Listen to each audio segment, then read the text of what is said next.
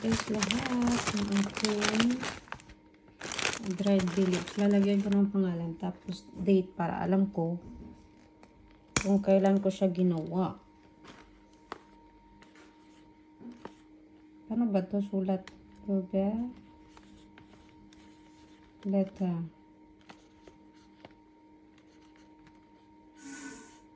Sulat natin yan. Tapos date ngayon, November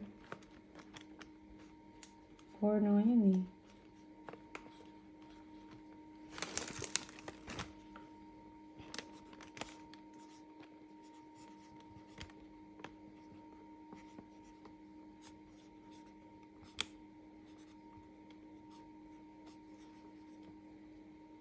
Bay leaves.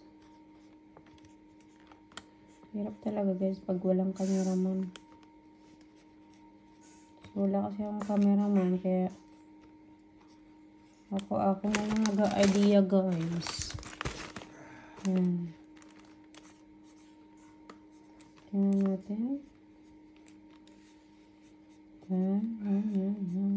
Maganda na ballpen to. Bay leaves.